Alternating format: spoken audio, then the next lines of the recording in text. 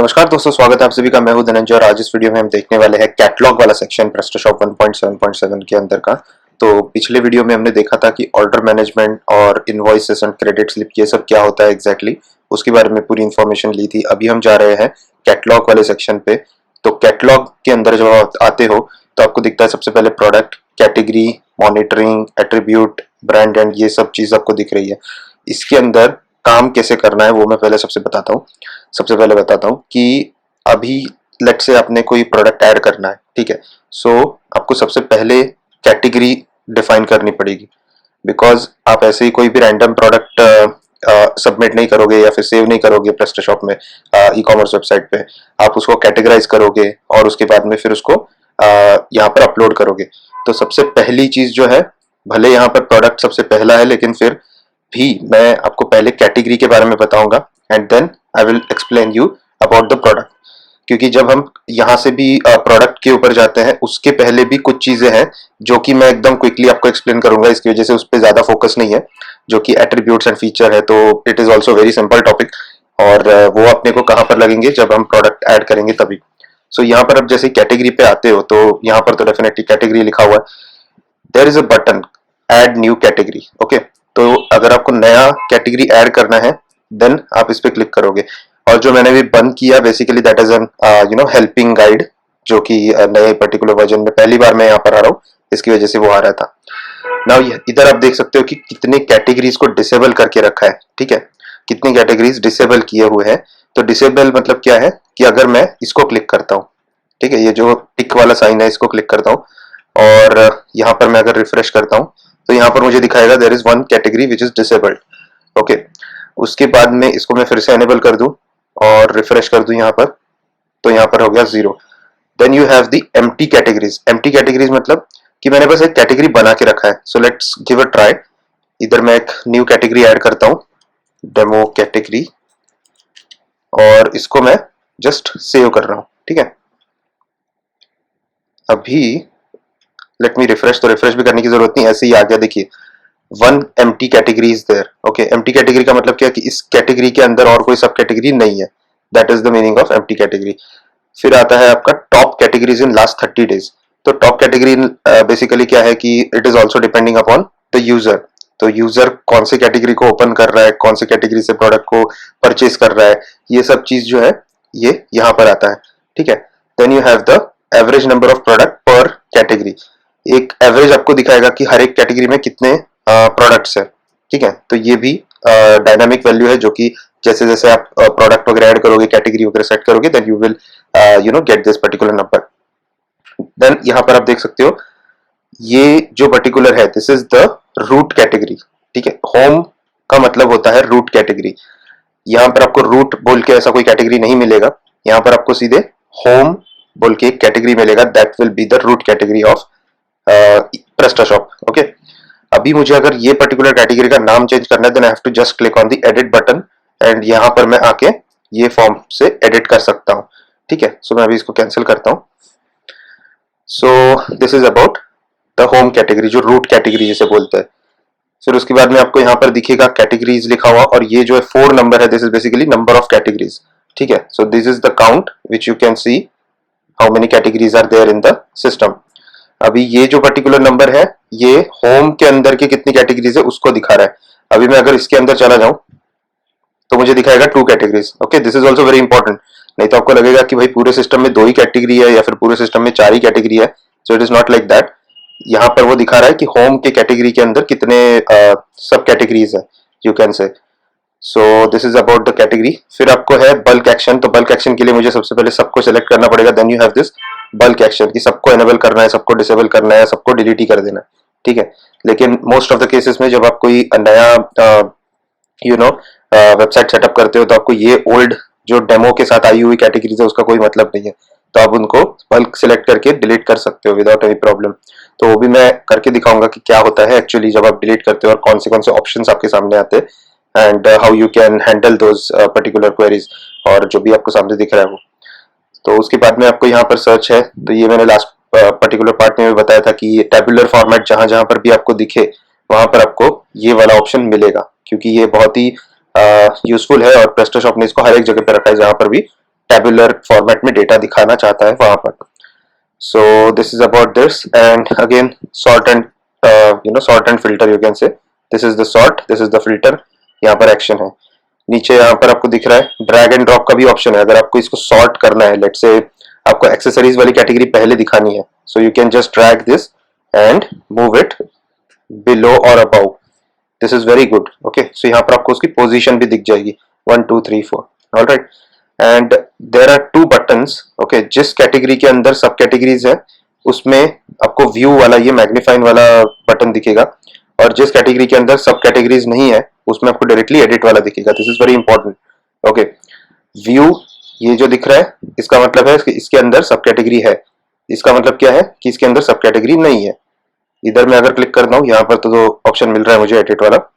यहाँ पर क्या क्लिक, यहाँ पर खाली मेरे को डिलीट का ऑप्शन मिल रहा है, बिकॉज यहाँ पर मेरे को एडिट का पेंसिल यहाँ पर ही मिल रहा है. ठीक है, so if I go inside the view again it will be the same thing. इसके अंदर के सब कैटेगरीज दिखा रहा है मुझे, एंड आप देख सकते हो कि स्टेशनरी के अंदर कोई और एक उसका चाइल्ड नहीं है, इसकी वजह से यहाँ पर सिंपल एडिट पेंसिल है. अभी बचता है ये गियर वाला सिंबल. गियर वाला symbol again the same thing जैसे हमने ऑर्डर वाले पेज पे देखा था.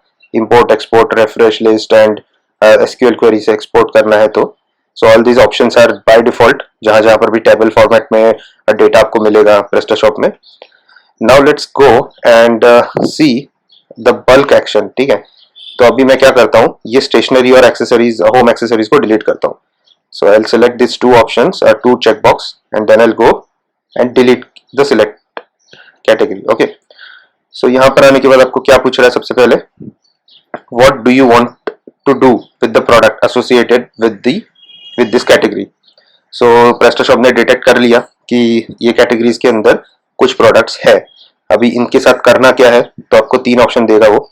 if they have no other categories, I want to associate them with the parent category and turn them offline. ठीक है, मतलब जितने भी प्रोडक्ट्स है ये पर्टिकुलर कैटेगरी में उनको होम कैटेगरी के साथ या फिर पेरेंट कैटेगरी के साथ असाइन कर दो और उनको ऑफलाइन मोड पे डाल दो, मतलब वो डिसेबल कर दो बेसिकली. अगर आपको ऐसा चाहिए कि पेरेंट कैटेगरी में जाना चाहिए बट उसको डिसेबल नहीं करना है, then you have to select the second option, if they have no other category. If they have no other category का मतलब क्या है कि अगर मैं लेट्स से एक कोई भी प्रोडक्ट ऐड कर रहा हूं और उसके अंदर मैं स्टेशनरी वाली कैटेगरी को या फिर होम एक्सेसरीज वाली कैटेगरी को सिंपली एक कैटेगरी को ही सिलेक्ट कर रहा हूं, then this particular thing will happen. Otherwise कुछ भी नहीं होगा. मतलब ये टेक्निकली कंडीशन ही ये बोल रहा है, if they have no other category I want to associate them with the parent category. लेकिन at the present current time जो डेमो है उसके अंदर क्या किया है उन्होंने, 2-3 ही प्रोडक्ट डाले हुए हैं, लेकिन वो सब कैटेगरी के साथ अलग अलग कैटेगरी के साथ लिंक किए हुए हैं. So it will not going to happen like this कि अगर नहीं है कैटेगरी तो उसको पेरेंट कैटेगरी में डाल दो एंड ऐसा कुछ कर दो. The third option is if you have no other category I want to delete them as well. तो ये क्या हो गया, एक कैस्केडिंग इफेक्ट हो गया कि अगर मैंने एक होम कैटेगरी और लेट्स से स्टेशनरी वाली कैटेगरी डिलीट कर दी तो स्टेशनरी के रिलेटेड जितने भी प्रोडक्ट्स हैं वो सारे के सारे डिलीट हो जाएंगे. तो ये काफी इम्पोर्टेंट ऑप्शन है. इसको जब आप करोगे तो बहुत सोच समझ के करो, अदरवाइज जो भी है वो डिलीट हो जाएगा. जितने भी प्रोडक्ट इसके साथ एसोसिएटेड है वो सब डिलीट हो जाएंगे. The recommended one is this and second option is this कि अगर आपको पेरेंट कैटेगरी में मूव करना है और उसको एनेबल ही रखना है then you can select this option. तो अभी के लिए मैं बस इसको ही सिलेक्ट कर रहा हूँ and I am deleting this. तो ये हो गया हमारा सारा category delete in the accessories वाले सेक्शन में जितने भी थे. All right, so this is about the deleting process और bulk deleting process of category.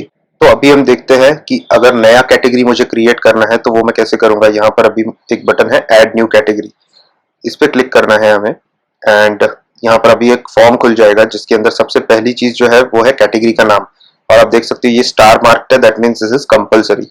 And also another important thing यहाँ पर है इनवैलिड कैरेक्टर्स. तो आप यहाँ पर कुछ ऐसे ऐसे चीजें नहीं डाल सकते, सेमीकोलन या फिर curly bracket, hash, pound, equal to, ये सब चीजें आप यहाँ पर नहीं डाल सकते. आपको सिंपली नंबर्स डाल सकते हो या फिर टेक्स्ट डाल सकते हो, दैट्स इट, और स्पेसेस डाल सकते हो. So that is the generic name of the category. So यहाँ पर मैं अभी एक डेमो कैटेगरी फिर से क्रिएट कर रहा हूँ, डेमो कैटेगरी. ओके, देन यहाँ पर सेकंड ऑप्शन क्या है कि इसको डिस्प्ले करना है कि नहीं करना है। अभी ये क्या बोल रहा है exactly, if you want to if you want to category, if you want to category to appear in the menu of your shop, go to module manager and configure them in the menu module. तो ये particular जो चीज है ये हम बाद में देखेंगे कि ये कैसे होता है, लेकिन अभी आप ये समझ लो कि लेट से मुझे ये कैटेगरी दिखाना ही नहीं है कहीं पर भी, ठीक है। So I can select this as no, but if I want to show this category I can select is yes. Then you have parent category, okay. तो इसको मुझे कौन सी कैटेगरी के अंदर डालना है, let's say I want to add it in the accessories and यहाँ पर आ गया आपका डिस्क्रिप्शन। सो ये डिस्क्रिप्शन जो है ये कहाँ पर दिखता है मैं बताता हूँ। जैसे मैं अगर क्लोथ पे चला जाता हूँ पहले, सो this is what the description, okay. यहाँ पर जो मैं लिखूंगा वो इधर आ जाएगा, ठीक है, ऊपर की तरफ। Then you have a cover image. So cover category cover image is this. Category thumbnail is basically a small image जो कि अगर आप मेन्यू वगैरह में कभी यूज करते हो तो वहां पर आता है, या फिर कभी कभी आप कोई मॉड्यूल यूज कर रहे हो जो कि कैटेगरी सारी दिखा रहा है होम पेज पे, so at that time this will be displayed on that page. फिर यहाँ पर मेन्यू थंबनेल है। मेन्यू थंबनेल मतलब कि let's say you have a mega menu और यहाँ पर आपको साइड में एक छोटा सा आइकॉन दिख रहा है, सो वो ये है बेसिकली। सो यहाँ पर ये तीन अलग अलग फाइल्स अपलोड करने की प्रोविजन है और तीनों के साइजेस अलग अलग है। मेक श्योर दैट यहाँ पर आप बड़ी इमेज नहीं डाल रहे हो बिकॉज ये वैसे भी बहुत छोटा सा दिखाने वाला है, like 24 pixel by 24 pixel, that you can keep it, that is a recommended one, so that वो छोटा ही रहेगा, ज्यादा बड़ा नहीं दिखेगा। फिर आता है यहाँ पर एसईओ प्रीव्यू। एसईओ प्रीव्यू मतलब कि लेट्स से मुझे एसईओ लाइक जैसे गूगल के ऊपर जब इंडेक्स होता है, ठीक है, जब गूगल पे सब सर्च कंसोल के थ्रू वेबसाइट को सबमिट करते हैं, वेबसाइट का साइट मैप सबमिट करते हैं, देन गूगल उसको इंडेक्स करता है और इंडेक्स करने के बाद जब कोई सर्च करेगा then how that particular thing you want to show. अभी के केस में ये ऐसा दिख रहा है because I haven't added any description और anything, but if I want to add any description, let's say मैं यहाँ पर कुछ डिस्क्रिप्शन ऐड कर रहा हूँ और यहाँ पर मैं डेमो कैटेगरी का टाइटल कुछ ऐसे लिख रहा हूँ, demo category and by now best quality, like that way, ठीक है। सो ऐसे करके आप कुछ कैची वर्ड्स यहाँ पर डाल सकते हो, so that will improve the overall appearance of that particular category in the Google search result.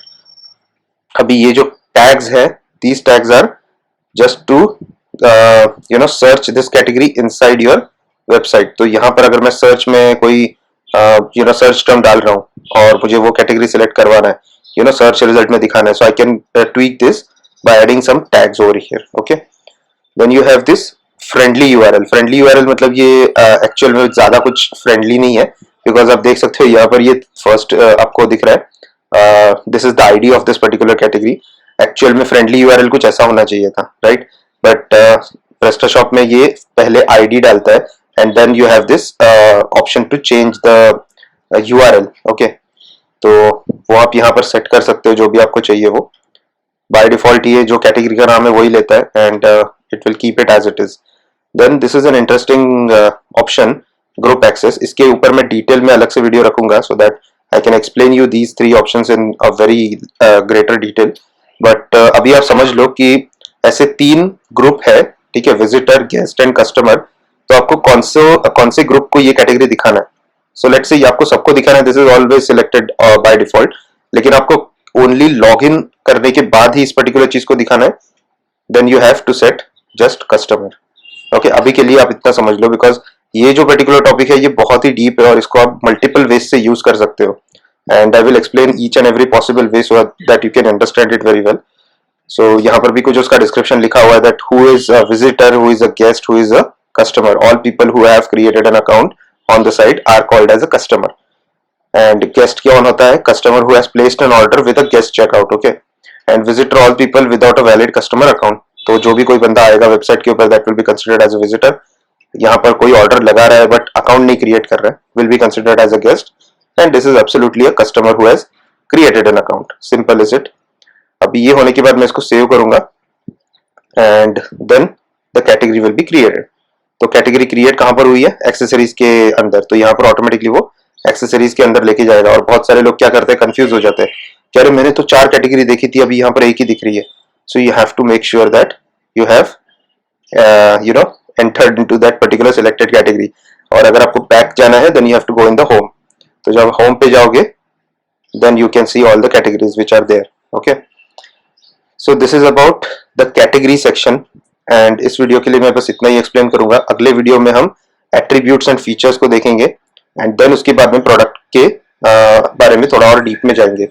ठीक है, सो अभी के लिए बस इतना ही. अगर ये पूरे प्रोसेस में या फिर ये जो भी मैंने एक्सप्लेन किया इसमें कोई भी डाउट है तो कमेंट सेक्शन में मुझे जरूर पूछिए, और अगर आपको ये वीडियो हेल्पफुल लगा है तो लाइक कीजिए, चैनल को सब्सक्राइब कीजिए और बेल बटन को जरूर दबाइए.